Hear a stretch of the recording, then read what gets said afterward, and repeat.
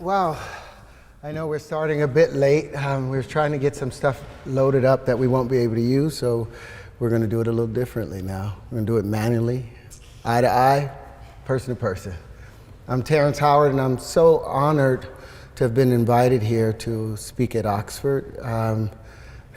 Chris is so magnificent. He's been the kindest person, and he's really an angel for you guys because he can bring a ton of people here just with his kind words. How many of you are interested in acting? None. Great. Maybe a couple of y'all. So, you know I didn't have any training as an actor, right? No? You know, I grew up in a real bad part of Cleveland, Ohio. Wore little girls' dresses for the first 2 years of my life because we didn't have any money for clothes for me. I managed to climb my way out of there by doing a fancy little thing called lying. You know? You guys do any of that? Back in 1986, when I started working in this business, there was no thing called the internet. So when I put my first resume together, since I was trying to go and get jobs, I'd go and knock at doors and go and do castings, and nobody would take me seriously because I didn't have an agent and I didn't have a resume. So I put together a 3-page resume of all the projects that I wanted to do. And I put my name on them, starring in all these things, and that was my first resume. And it got me into the door, and as time went on over the last 35 years, I filled up that thing, so it's no more lies on my resume. It's all truth. But it wasn't lies then, it was what I was going to make happen. And that's what I want to say. Most of what you are trying to accomplish today or tomorrow is the same thing you were trying to accomplish 20 years ago. You're the same person that you were then. If you lose that little spark that kept you motivated, that little piece, like this is my vocation. I love acting half the time, but there's some downfalls of it. You know, a lot of actors end up with personality identity crisis and conflicts because you have so many characters you're playing. And if you really commit to the characters, you become like a piece of clothing. And your body becomes what they put on. And the character has a tendency of wanting to own you. They don't let go. What you saw in Anthony Hopkins and Hannibal Lecter, that monster lives in him. That's why we believed it. He had to tap into something very ugly in our human nature sometimes. And as an actor, sometimes I tap into beautiful things. But like with Lucius, and the character I play with Lucius, his life is filled with turmoil. So 90% of the day I'm walking around carrying his turmoil and also the turmoil from me and my own family. And then how do you have time to really bring yourself back to who you are? Because that's the most important thing. That's the thing that's going to bother you more than anything else. You will look at yourself one day and you won't know who you are because you don't remember who you were. You know, sometime a long way, or maybe at 13 or 14, we let go of the little person that kept us going. That little person that was always there, I got you, man, I'm here, I got you, don't go in there, I ain't going in there. That person, when we get about 13 or 14, we get embarrassed of him. And we push him aside and we don't listen to him anymore. And he's always knocking. Hey, hey. And after so long of a time, maybe 10, 15 years, you don't even know him. You show up at your own door and you don't even know who you are. Your family doesn't know who you are. So it's important, no matter what you do, no matter what challenges you go through, you remember who you are. You may think you've been here for 20 years on this planet, but we know that energy, it is forever. It doesn't die. It continually recycles itself. So you know that you've been a trilobite 350 million years ago, or some part of it. Some parts of you were part of a pterodactyl. Every one of us have been a part of everything in this universe. So if we tap into those things in ourselves and remember those things in ourselves, we have that power. Now, my vocation has been an actor, and I've loved that. I've been able to take care of my family as an actor, but that's never been my passion. I was an actor because it was like Jesus walking on water for tips, because he could do it. That's what he did. It was a natural thing for him. I've always been an empath. I've always been emotionally connected to everything. But the thing that I was most spiritually connected to, that was my driving force, was physics. It was wondering how the universe really came to be. And I fell in love with this thing called the flower of life. You guys know Da Vinci? Do you know what he spent most of his life trying to figure out? Who in here knows the flower of life? Couple? I'm gonna get you something.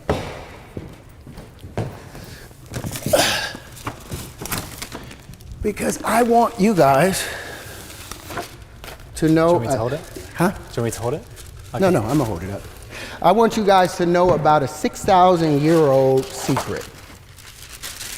6,000 years, mankind has been trying to decipher this one little thing called the flower of life. Now, do you know the flower of life? Have you guys ever seen this before? Now, you know this is one of the oldest symbols in human history, right? Or do you not know? This symbol was found in the Temple of Osiris in Egypt, and it had been molecularly burned into the wall. And it's 6,000 years old. This same symbol has been found in the forbidden temples in China, sitting under the fufu dogs. And the foot on it, the flower of life, saying whoever controlled that flower of life controlled the universe. There were secrets in that flower of life that Da Vinci spent his whole life trying to uncover. There were secrets in that flower of life that Newton spent his whole life in secret trying to uncover. The same secrets that Pythagoras was desperately trying to uncover. But their problem was they kept seeing this in a two-dimensional space. They couldn't get it out of this two-dimensional frame, and as a result, they got stuck in this plane, a flat plane. Now, what Da Vinci and all of them wanted to do, they were trying to find a way to bring this flower to life, because what is inside of it? Well, apparently, there were secrets inside of it. Shapes, they got the Merkaba and all of those other things out of it. But they were misled by something I think called a straight line. You guys believe in straight lines? You believe there's straight lines in the universe? Well, let me hit you with something. All energy in the universe is expressed in what? It's in motion. If something is still, there's no energy. Kinetic, right? All motion is expressed in what? You look at galaxies, are they expressed in straight lines? Expressed in vortices. All vortices are expressed in what? Waves. All waves are curved. Show me a straight line in nature. You show me where the platonic solids come from. Where do they have their foundations in our universe? Are there any straight lines? If you look at anything, there are no straight lines. That's been the mistake. We've been looking at these straight lines, this Euclidean way of thinking, and missing the curvature of nature. So here we are, back with the curvature of nature, and you have all these little pieces. Now, this has always been an information system. So compare some of these points, take a point here, and say, well, what's the space in between all of these things? Now, they've said that all the in-between spaces, if this is the Earth and this is the moon right here, all this in-between space is filled with what? A void. There's nothing in the void. Well, I found that there is something in the void. The elementary fundamental particles that they've been searching for at the CERN Collider, the Hadron Collider in CERN, I found that their energy signatures matched perfectly to some of the pieces that I was able to pull out of here. So I'm gonna bring some of those now. Do I have a minute? Am I good? Okay. Now, all of this was supposed to be on a projector for you guys. I don't have that. So what I do have is a bit of a Chanel bag, or an old Chanel bag, a box, as it were. And we're going to talk about a couple of items in here that are so hard to even express here. Afterwards, y'all going to have to just take a look at these. My God, I won't have the time to do it. I couldn't show you, but I am going to show you. I didn't come here not to show you. Now, whether you guys are able to express, understand some of these things, Lord help me. Get confused. What I've done is I've figured out about 7 different elementary particles, fundamental particles. And then there were secondary generational particles that seemed to occur. And when these things began to build up more and more, they began to create their own systems. And these systems is what I've brought to Oxford because I would like for you guys to examine them, put them to test. Because I bet you will find all the fundamental particles that they've been looking for in the unified theory of the universe. It's a big statement, but I've got a lot of stuff to back it up if given the opportunity to do so. But the flower of life has been opened, and when we get an opportunity, I'd love to show you some of these things. Can I go on? Yep, you good? I can't, without being able to show the pieces, it's a whole different monster. But all of these wave conjugations, all of these states of matter, all of these things, it's time for that to be changed now. We have changed all of our buildings to be aerodynamic. Our airplanes are no longer based on a two-dimensional Euclidean way of life, but our math is still based on a two-dimensional way. And I think in order for us to reach the future, we have to examine that. Do you guys know about loops in math? Do you believe in loops? Do you know the square root of 2? Do you think that's a loop? Do you believe that the square root of 2 is the square root of 2? Yes or no? Hands up, no? Hello? Oh, I want y'all to take out your phone for a minute then. We're gonna do one thing. Everybody got a phone? Put it on the calculator and turn it to the side so you can get all the long numbers out of it. Okay? Now I want you to put in 2 and square root it. 2, hit the square root. You'll get 1.414213562373.095 ... right?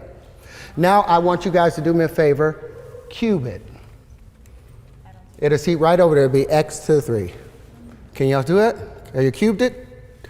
It'll see 2.828, 4271, 2174, 6190. Now that makes sense. I want you guys to do me a favor, divide it by 2. Got that number? Cube it again. Divide it by 2, cube it again, and I want you to do that until the end of your lives. And that number will still come up with 2.828, 4271, 2174, 6190. Any other number that above 2, that you put in and you cube and you square, cube and square and divide by 2, by the 6th operation, it has moved into an exponential number that you can't even imagine. Any number below 2 that you do that same operation with, it will go into an exponentially small matter and number. This is what we call a loop. It is illogical, it doesn't make sense, and it does not make math make sense. So these are some things that I'm bringing to the fore and that I would like to question. I would like to audit the math, the world of mathematics, and I would like to audit how we view the Platonic solids, because I think the new wave conjugations will tell a better story of how our world works. And that's it.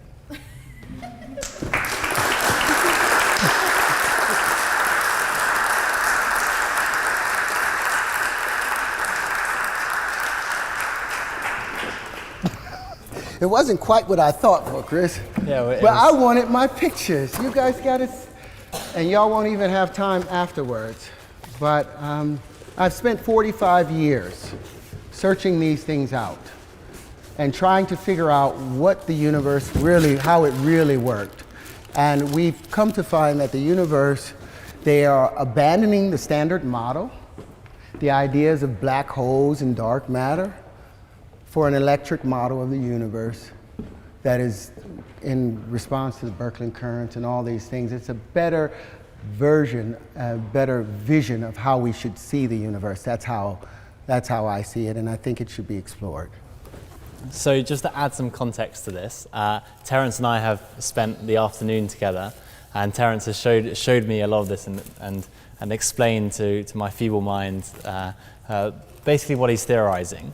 I thought the couple of things that you showed me that I thought were really good were how you explaining the story about how originally the flower of life, everybody just followed the lines and didn't understand the space, and you have the quite good models in there Yes. of how they connect together and how you have managed to put it into a 3D shape rather than just people looking at 2D. 2D Perhaps you want to explain a little bit about that. Yeah, the idea of, like one of the things I've been saying, the Euclidean mindset has kept us so locked away.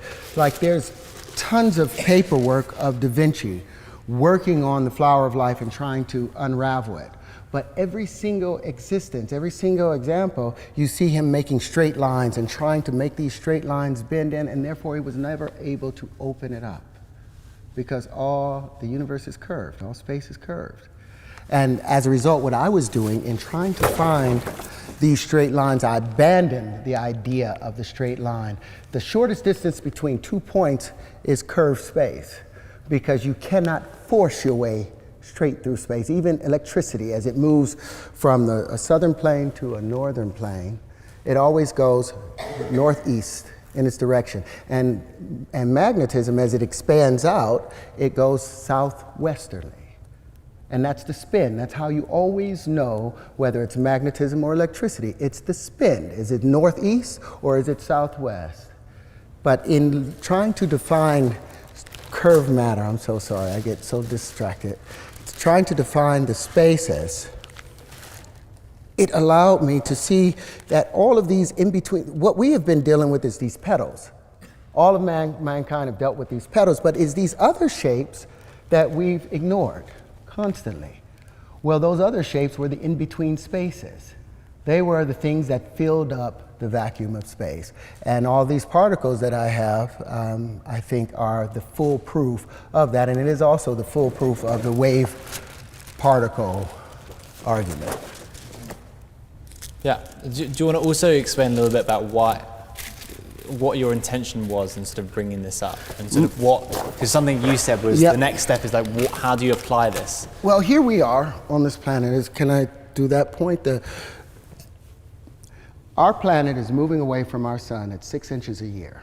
You guys know that. 15 centimeters a year, our planet is pushing away from the sun.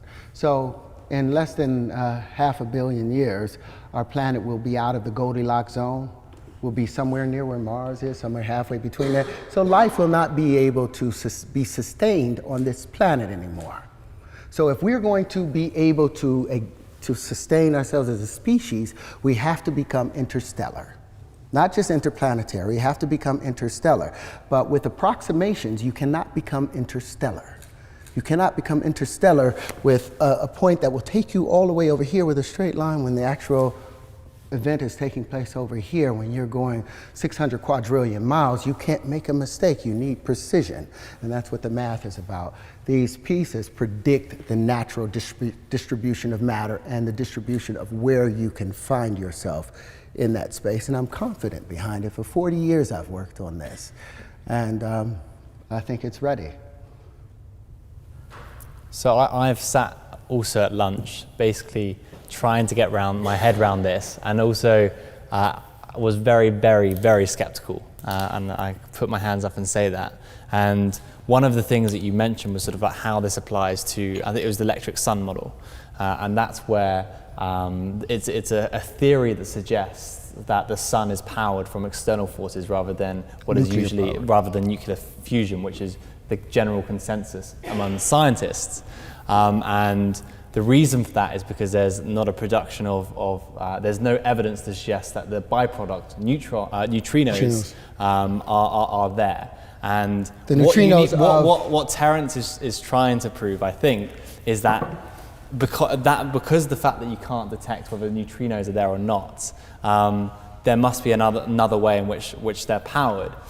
My argument to him is that to suggest that neutrinos don't exist, because we have a lot of evidence to not know that they're physically there, but a lot of the effects and how they interplay with other things, to suggest that they don't exist is not only to get rid of that small theory, but also quite a lot of other huge laws of physics.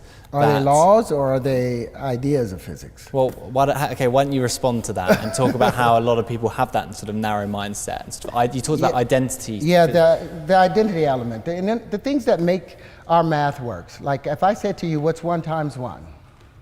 What'd you say, 1? It equals 1? Now, what would Newton say is that? Action times an action. That's a reaction, right? Anybody in here that thinks 1 times 1 equals 1, then you give me 2 pounds and I'll give you a pound back. And we'll call that even, right? Because 1 times 1 equals 1. An unbalanced equation. What we need to do is, the first thing in math is you're supposed to have a balanced equation. 1 times 1 equaling 1 is an unbalanced equation.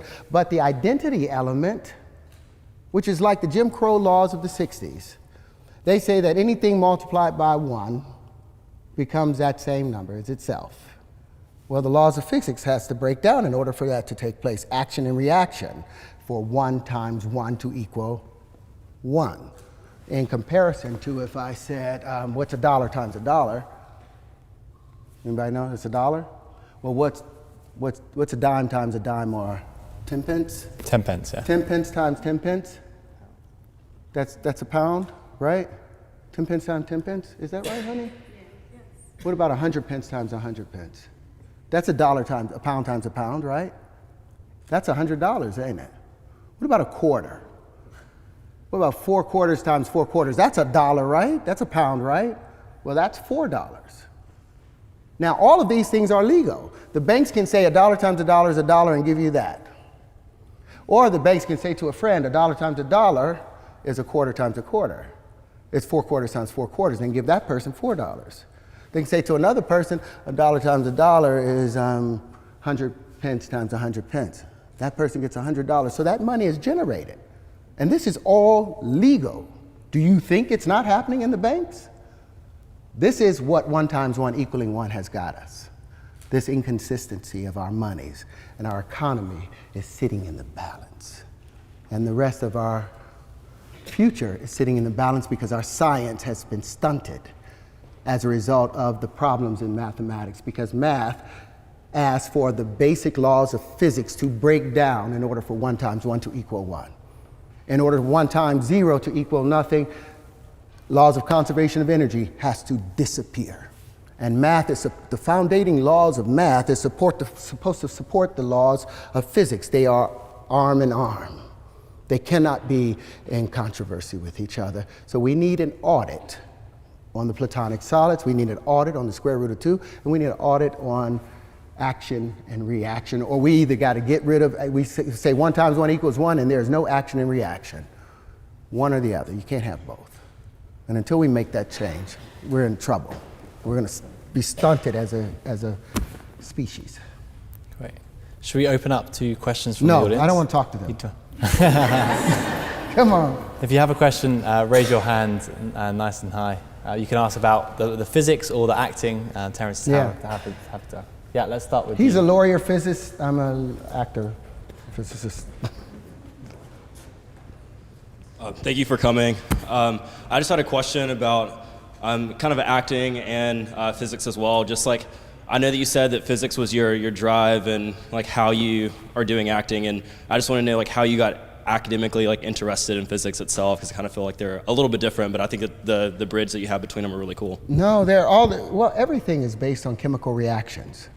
In order for me to become a character, I have to change my chemical composition of how I'm thinking, and as a result, that changes how I position myself, which changes how the heat is generated and transferred out in and out of my body. Everything comes down to chemistry. You know, so acting in physics, in physics, when two things are drawn to each other, it's because they are of similar charge. It's not positive, because they say negatives attract. But cold air drops down. Does it attract to the hot air rising up? No, it passes right by each other. Because negatives, opposites don't attract, it's positives that attract to each other. Two positives drawn to each other, two negatives discharge each other. So it's all about physics to me. It's all about chemistry, and it's how the physics, how another actor is relating to me. A slight change in his body language changes my tone. It's all physics. Okay, yeah. Anyone? Yeah, let's go to you. Hey, Terrence. My name is Carrick, and I'm originally from Atlanta, Georgia. And so earlier you mentioned about acting, and I just had a question about the entertainment industry. Being that I'm from Atlanta, everyone swears they're a rapper or that they can rap. Even my grandma said she was dropping a gospel mixtape. So that's dropping this spring, apparently. And so I have an older brother who actually wants to get into the music industry. And it got me thinking about Hustle and Flow.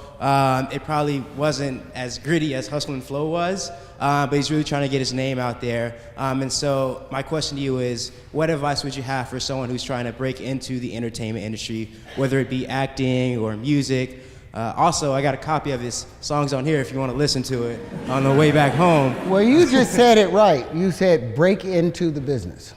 How do you break into something? Oh, well, enter the business if that. No, you had it right. Because they don't want you in there. Everybody else wants that job. They're trying to keep you out. So you have to break into the business. How do you break into something? It's a little cunning involved in that.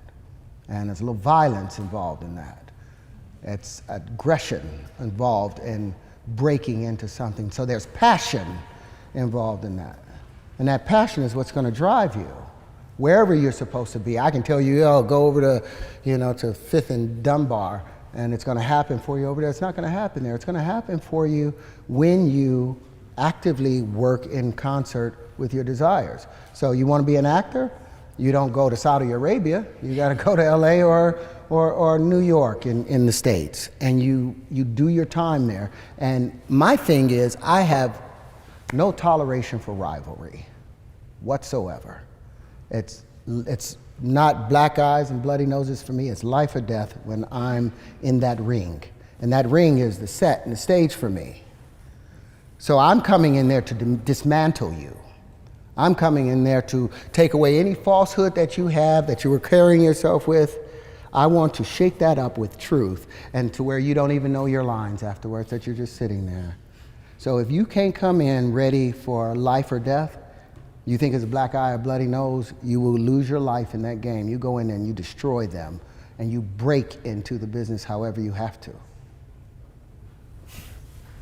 Great. Yeah, let's go to you in the glasses. Yeah, you. Yeah, you stand up. So my question is, when you go to play parts or decide on what exactly you want to play in a movie or a series, do you look for specific things in a character that you're going to portray, or do you just immerse yourself into the character and see how it goes from there? Yeah, I don't do all that little tricky stuff about, oh, I'm going to go and this character reads this or any of that stuff. You know me, I sit there and I try and look for what resonates with the character. Ooh, your sock. I hate that.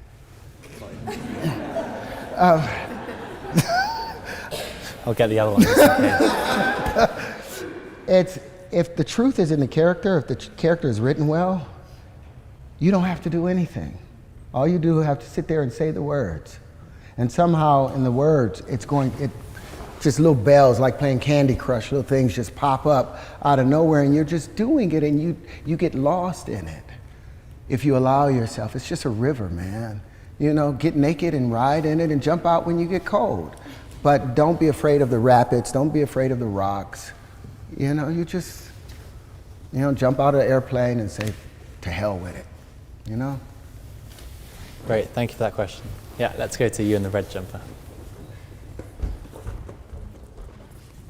Thank you for coming. I wanted to ask a question. You seem to be sitting on a wealth of knowledge and something that you've been working on for, how you put 40 years. I was going to ask, how are you living day-to-day life, knowing that the rest of the world is doing it, quote unquote, incorrectly? Well, it's been 40 years of me dancing on this thing. For 40 years, I was told I was wrong. For 40 years, I was told that, the platonic solids and all those were the solids. You have to have faith in self.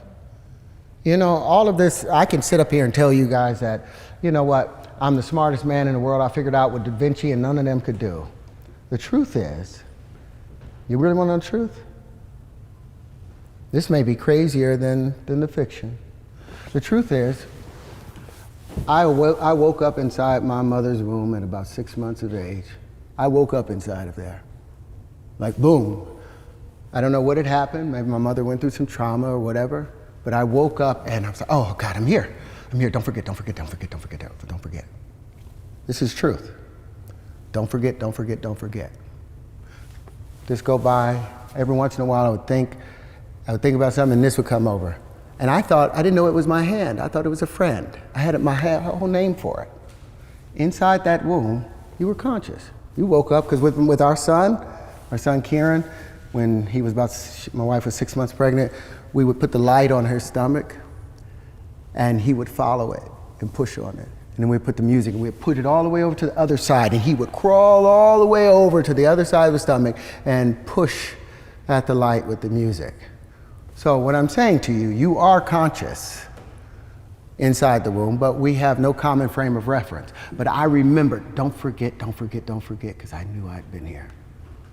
Don't forget. And you know what I didn't want to forget? This flower of life. Because apparently I'd been interested in it at a given time.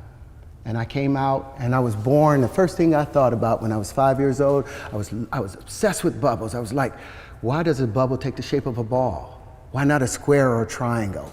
And I would go and try and make square or triangular bubbles. And you could never do it because it turns out everything expands as a sphere and everything contracts in geometric form. You drop a pebble into the pond, it expands in a perfect sphere unless there's something in the way. The moment it hits the edge of the shore and starts to come back, it's the contracting waves that hit the expanding waves that creates the initial geometries. Everything expands as a sphere, everything contracts in geometry and fits, basically. So what I'm saying, and what I tried to tell you guys earlier, this is not your first time, it's not your first rodeo, and it won't be your last rodeo. Don't panic in this life. You can actually, there's no sense of death. Everything goes to sleep and it wakes back up again. Refolds and unfolds, refolds and unfolds. And if you're wise, if you're careful, because you can remember conscious moments in your life, can't you? You can remember moments when you're like, wait a minute, I'm in a bigger space than just this little body right here. You become fully aware of everything around you. And if you quiet yourself, you can think about those things. Well, apparently I did that at the last passage because when I came into this life, I woke up, remembered, don't forget, don't forget, don't forget, don't forget, don't forget. And the first thing I did was worked out the flower of life. When I was 6 years old, I started making these pieces. What Da Vinci tried to do at 80, I did at 6 years old because I had been working on it perhaps from a past life. Now, I'm not trying to say I'm crazy or there's reincarnation or anything, but we know that energy does not die. Energy just reboots itself and reboots itself. So we are eternal, so stop panicking, thinking your life is over. You've done this trillions of times. You'll get good at it and we'll be perfect one time if we get conscious, but we have to get conscious. Because I can either say I'm the smartest man in the world, that I figured out what nobody else in the world could figure out. With Aristotle, with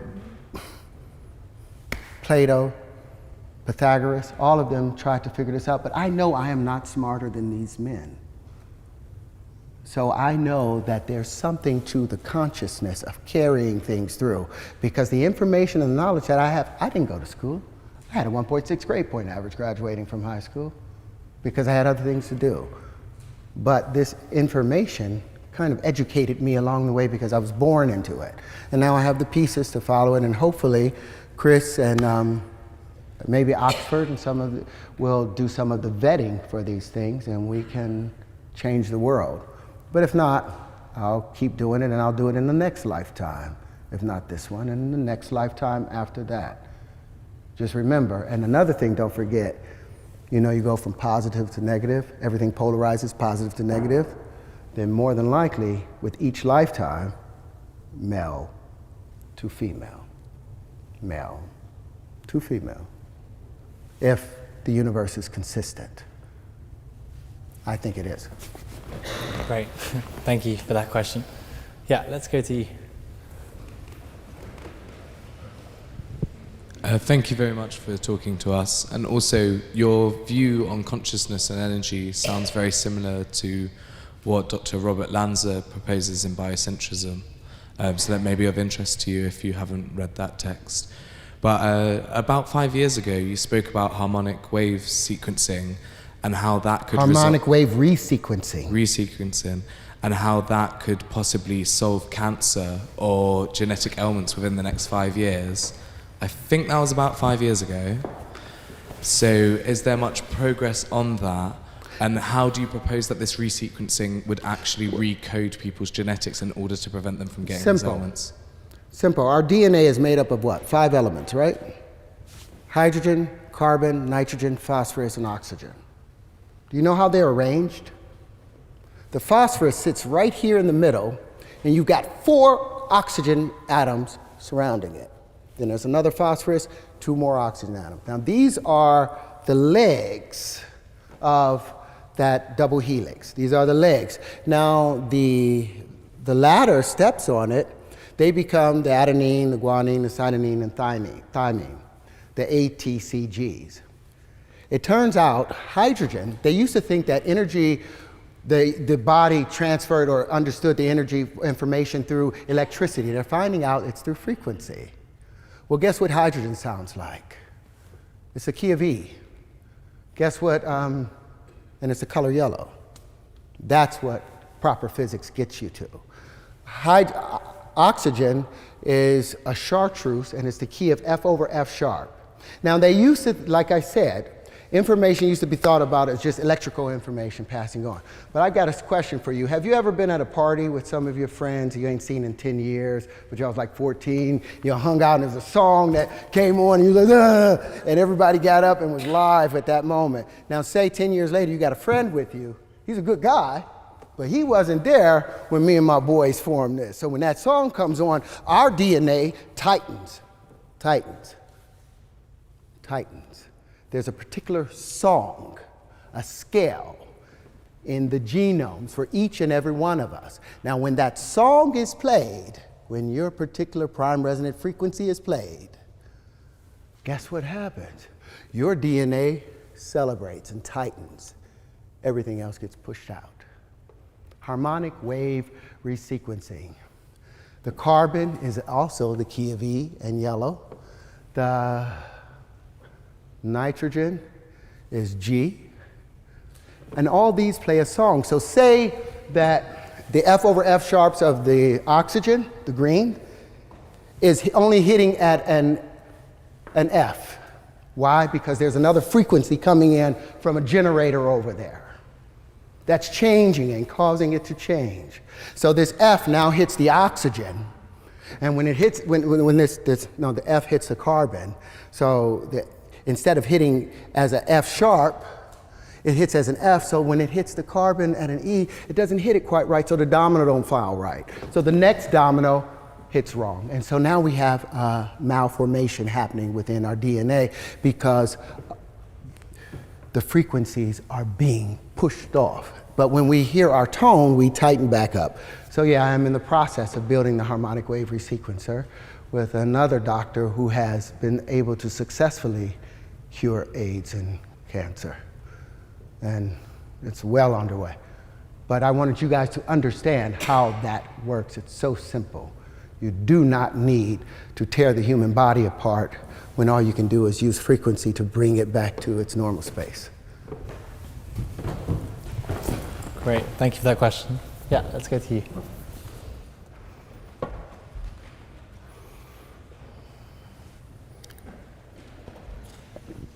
Thank you so much. I've always been interested in acting, so it's pretty cool to be in the presence of an actor. But my question actually has to do with your numbers theory. So if by your logic you say 1 times 1 equals 2, are you insinuating that 1 times 0 then equals 1? Equals 1. Well, that's what we were saying with the identity principle, the identity property. It says that 1 times nothing equals nothing. Something, so now you have the laws of physics have to now adjust because something just disappeared. Conservation of energy, energy can't be created or destroyed. So if 1 times 0 equals 0, then what happened to the energy of the 1? Isn't that the same problem that Stephen Hawking was talking about with the event horizon and the information going in and still being present? That conflict that was started? Well, that's because of the math. The principles in the math are not founded on truth. It's not founded on substance. The identity principle, anything times 0 is 0, and anything times 1 is 1. Where is that number? Where is that exemplified in nature or in universal phenomena? Is it? Do you see that? So then, are you saying that 1 times 5 would be 6? Yes. Well, what does it say in the associative and commutative thing? So you're if A and B proposing- are positive integers, it says if A and B are positive integers, A is to be added to itself as many times as is indicated by units in B. So you're not proposing an audit, you're proposing like a Well, I'm not the first one reconstruction to of say the way need we to do understand this. math. You know what's interesting? In 1856, a man from Liverpool named Richard Dover Statter challenged the Dewey Decimal System and said that it was wrong and created an entirely new system to show how it can be brought into correction. So I'm not the first person to state this. It's a number of people did it, but look up Richard Dover Statter. Try and find him. You won't find him because he's been erased from history almost. But what is the thing called, honey? Dewey Decimal System as a whole, the Dewey Decimal System as a whole, and you will see that we are headed to, the Titanic is headed to an iceberg over there with our numbers. If we don't make a change soon, we're going to crash as a species because our math needs to work in order for our science and our future to develop. Sorry, one last question. I'm so sorry. Go ahead. Do you think it's do you think that the reason that we have like economic crises, for example, is because we are not understanding our numbers correctly according to your theory? Well, I think we have an economic problem because we are the only creatures in this universe that use currency. There are no other creatures that use currency in order to exist. Why is it that we chose this strange thing that isn't even real? Other creatures, they drink water, they eat fruit, they eat other animals. We exchange with currency, and our system of exchanging with currency is flawed because of greed. There's not like if 1 times 1 equals 2, we've got an equilibrium of balance. 1 times 1 equals 1, you've got loss. When 1 times 1 equals 3 or more, you're talking about over unity and supersymmetry. And that's how you get the universe to work for you. Instead of using just the solar voltaics off of it, you also use the piezoelectric effects of it. You use other things to make greater unity. But 1 times 1 equaling 1, when it could also equal a pound times a pound equaling a pound, when it could also equal $4 or $10 or $100, does that make sense to you? Do you think the banks are abusing that? What's a quarter times a quarter? If I ask anybody in this room, what's a quarter times a quarter? That's 25 times 25. The computer will the calculator will tell you it's 6.25 cents. But we know 25 pence times 25 pence is 625 pence. That's 6 pounds and 25 pence, but the computer or the banks only have to give you 6 1/4 cents reference for it. Or let's say you put a dime times a dime. Go ahead, let me get this out. Say you take a dime times a dime. You put that in your calculator, it says 1 cent. 0.10 times 0.10 is 1 cent. But we know a dime times a dime is a whole dollar. But the banks gives us money based on that evaluation. Is that fair? And I might get shot about talking about this right now, but I've got a book coming out called Does a dollar times a dollar equal a dollar, or does a dollar times a dollar equal $2? And in the process, not only do I explain the death of the Platonic solids, but I also introduce the new Terrence wave conjugations that replace this Euclidean way of life and gives us a three-dimensional way of seeing the world. That's what I'm saying. Do you want to see the world in 2D or do you want to see it in 3D? Thank you. Because our math right now is 2D. Our math is black and white and stick figures. I want the world in multicolor, spectral vision. That's it? I can go home? I think we have time for one more. Who speaks up first? This dude, his energy is there. Go.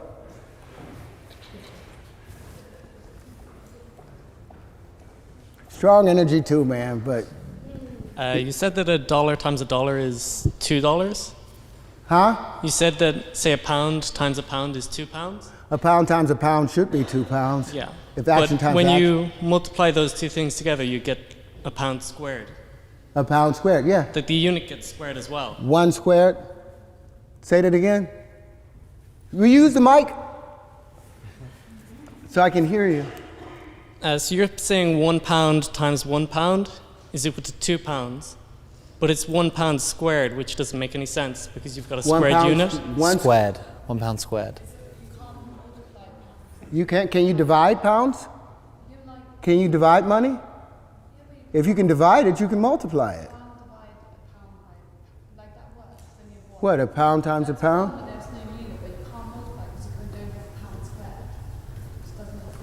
What, a pound squared? 2 pounds? That 2 pound, 1 squared. Well, you know, it's funny. I actually patented 1 squared. All these things that I showed you guys, I've patented all these things. You know why I patented them? Because in 1926, a man named Walter Russell wrote a book called The Universal One, and in it he introduced an entirely new periodic table. And there he introduced the 2 heavy water elements, and then plutonium and deuterium. Both of those, all 4 of those elements that had never been discovered, he sent out to 800 different universities in his book. 2 years later, he watched as other people came and got Nobel Prizes for his work. Why? Because he didn't patent it. He didn't copyright it. So I copywrote all these things and patented all these things before bringing them to you. They are true, and I think there's some value to them. I don't know why I said that. Did I? I think they're thinking that the entire money system is off. We're just thinking the decimal system. Yeah, it's the decimal system that's off. The money is, there's nothing wrong with the money, but how we deal with the money. But if you can divide money, you can multiply it. It works hand in hand. Okay, or you can't see that.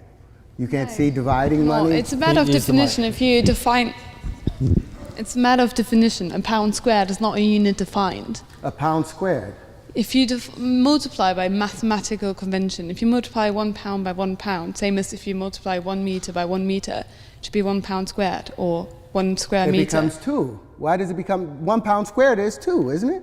Now, if you look at remember what I just said about the associative and the commutative laws. It says A is to be added to itself as many times as its units in B. And the only thing that prevents that is the identity element that sits up and says, no, the Jim Crow law sits. Black people sit in the back of the bus because that's what the law says, without even having a foundation for it.